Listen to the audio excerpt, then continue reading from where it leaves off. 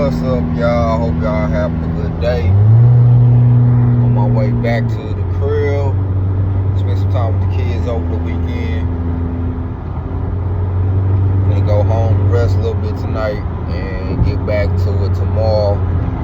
I've been doing a lot of overtime. As you know it, I just became a union electrician. I'm a first year apprentice. Started my first job on December the 12th. I like it so far. Been making a lot of money. It was, some people it's a pay cut, but for me it was a pay raise. So they mainly had me working in the fab shop. I actually been doing a lot of welding, and they put me there because, you know, I used to be an iron worker. I had a little bit of experience welding out in the field. I also took some classes doing welding. Now, I'm gonna be honest, I'm not the best welder in the world. You know, I'm still learning a lot of things, but I knew the basics. You know, I still had that feel, so they kind of helped me having that 1 year of experience in the iron workers. It didn't do nothing but benefit me. I was able to use some of those skills to transfer over into being an electrician apprentice. And yeah, you know, the first welding job that I had, you know, it was something that I wasn't used to. You know, it was a structural reinforcement job. We was going around doing structural reinforcing for a lot of the school buildings in the area at the time. I was living in Southern Illinois during that time. And, you know, as buildings get older, you know, the frame starts to fall apart. You know, things start to dilapidate. So that's what they had us come in and do some structural reinforcement. Putting up, you know, a lot of extra material in the ceiling. Welding some new rods in the beams and stuff like that. We was doing a lot of stuff. A lot of different things. So that was the first actual welding job I had, and I'm not gonna even lie, that was my first job as an apprentice, and that kind of like, it was like throwing me to the wolves. Actually, I'm gonna keep it a beam, because I was just used to welding in the shop, you know, doing like small pieces of angle, you know, putting a bead here, putting a bead there. So I had took a few welding classes, but, you know, that was more of a journeyman job. And at that time, you know, that was my first time even having experience doing any type of construction. Well, I'm not going to say that's my first time experience doing any type of construction, because I used to actually help a contractor, you know, when I was a kid, you know, helping do some side stuff. He did more of carpentry work. But it was totally different, right? Even getting used to climbing up the ladders, getting used to the height, you know, that was, it took me a while to get used to that, I'm gonna be honest. Riding the stairs and live, just getting used to being that high, right? Especially if you're not doing that on a regular. Before then, you know, I had, I mainly just worked warehouse jobs. I worked in retail, some restaurants. I did work on the farm before. I worked on the farm for some years. Stocking jobs, warehouse jobs, stuff like that, you know.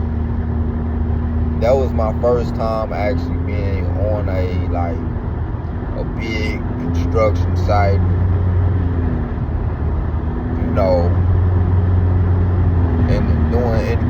that nature. Like I said, I got a little bit of experience just working with this carpenter, but it wasn't to that magnitude.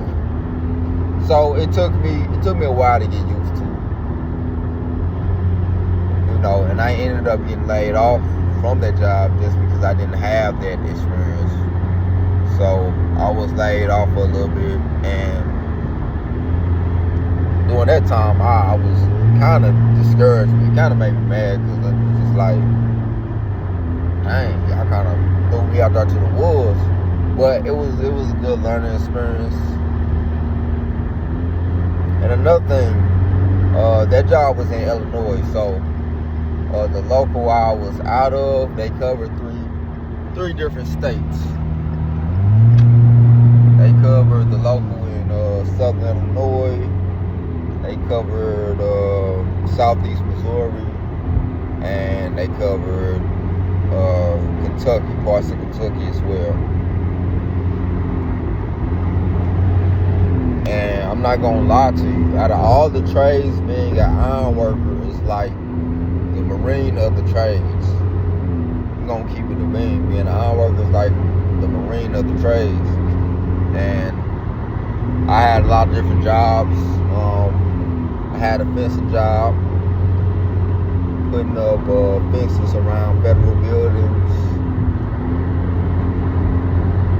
What else did I have? I had a job putting up guardrails, metal buildings. What else? I did one shutdown. And after that time, I realized, I did learn a lot.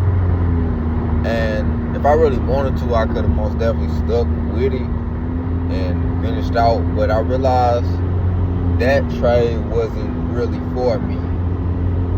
And I'm going to say this to anybody that has gotten into the trades and maybe they didn't too much care for it. I'm going to say this, there's always other trades. Just because one trade don't work out for you doesn't mean another trade won't work out for you, right? I'm gonna be honest, you gotta come with a work ethic. You gotta be there on time. You gotta be willing to work, willing to learn new things, and you gotta take it serious. Now, if you don't have that mindset,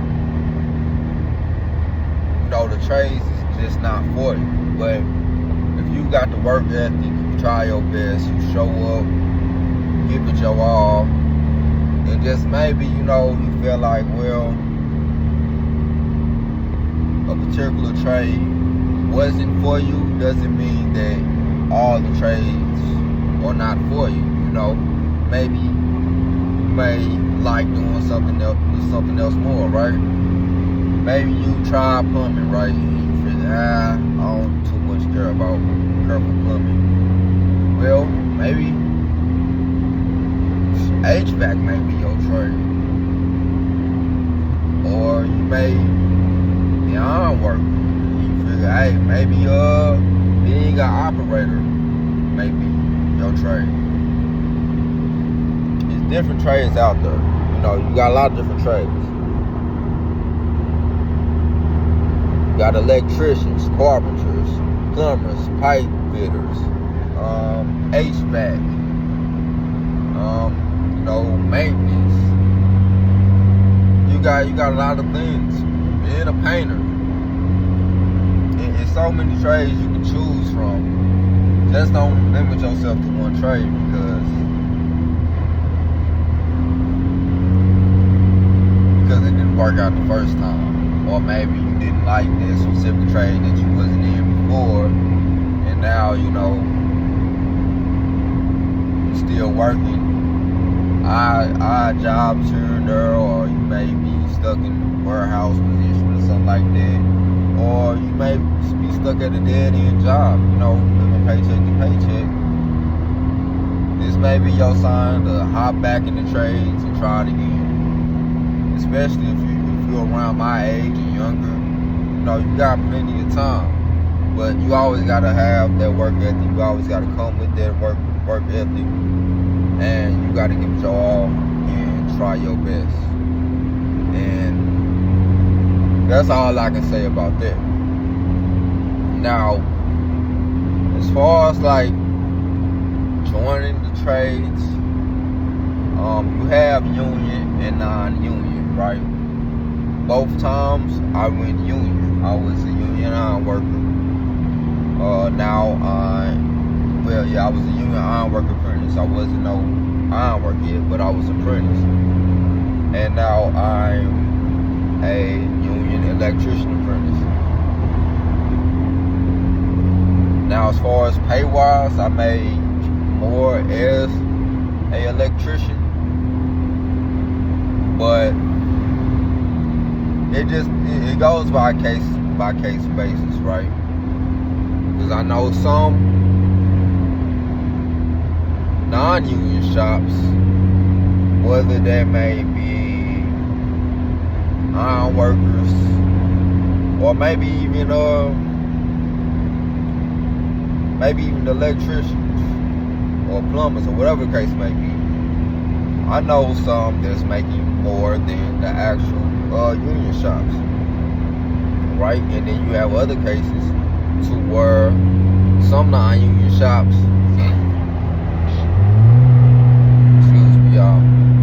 where some non-union shops are getting paid way less under the actual wages. They're getting paid low. But the thing is, the union, they offer more job security. They offer better benefits. You get you a pension, you get you an annuity. I had an annuity from the iron workers. Thing is, with your annuity, you had to stop working for like a year or two before you can even get a hold of it. But that annuity came in handy to where, when emergency hit, I was able to put a down payment and give me another vehicle. And the electrician union offered that as well. Pretty much something like the annuity. And you're working, you're getting your hourly wage, getting some money towards your 401k, some money towards your insurance. And I know with the electricians, you don't even gotta pay out of pocket for that.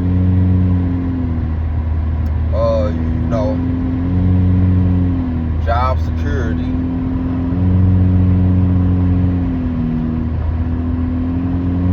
Get money towards your 401k.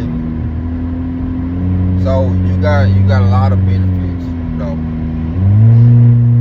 working with the union that you don't have working non-union. And also, in a lot of non-union places, a lot of these non-union people, they don't get certified and they end up hitting a plateau, but they're doing a lot more work, but they're not making the wages that they're supposed to make for all the work that they're doing. They're basically working as like a foreman, running their own crews and stuff, but they're getting paid the bare minimum. Now, I'm not saying all non-union shops do this, but I have heard cases of that. With union, you had to get paid a fair wage, and you had the benefits and somewhat job security. I'm gonna say that it depends on location, right? If you want to go union, I would say, in my personal opinion, if you go through a union through a major city, you're more likely to get steady work. If you have a union more in like a rural area, you may have to travel for work, or you may have less opportunity for work. So all those things factor in too as well, even when it comes to pay. right? Pay differentiates from location to location. So, say in the South, they get paid less. That's why, through the union, through Kentucky, it didn't pay that much. But the more up north you go, the more you get paid more. And that's how it was for me, as far as like the cost of living in the St. Louis area and what I'm getting paid in the local. It's a good wage. It's a good wage because the cost of living in St. Louis is not that high. But the local out of St. Louis, they pay better than a lot of these other locals in different major cities. So that's why, like, as far as pay-wise, they're in like one top ranking as far as like pay.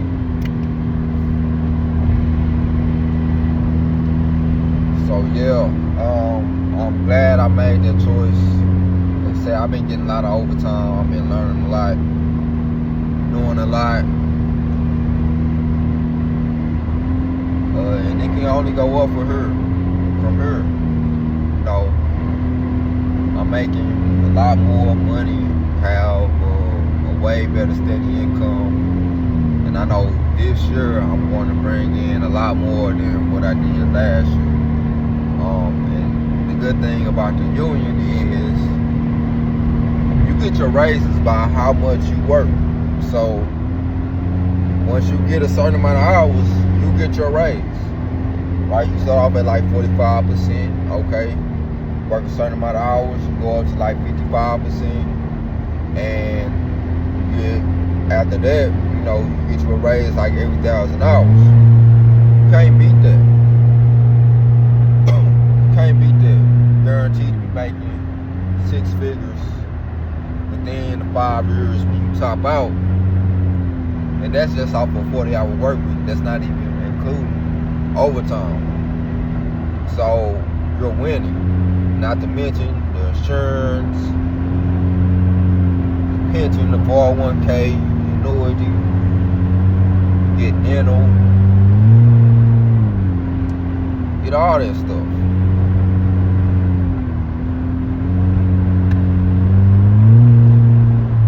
In this area, as far as like the job market,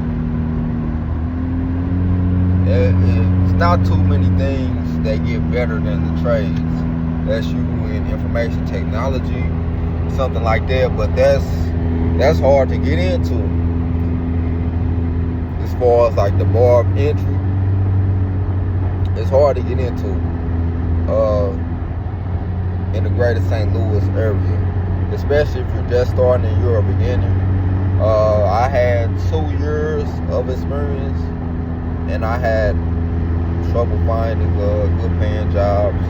I know a lot of people who dealt with it, who has bachelor's and master's degrees, but a lot of these jobs, as far as when it comes to information technology, they will low blow you on the pay. And they have master's and bachelor's in information technology, cybersecurity, stuff like that.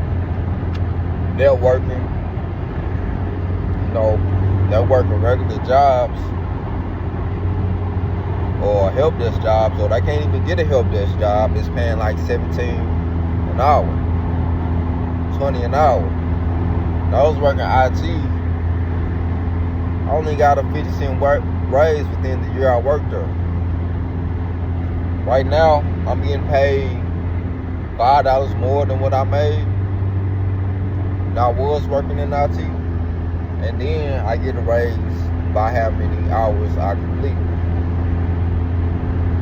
So right now, whatever they're offering, I'm taking.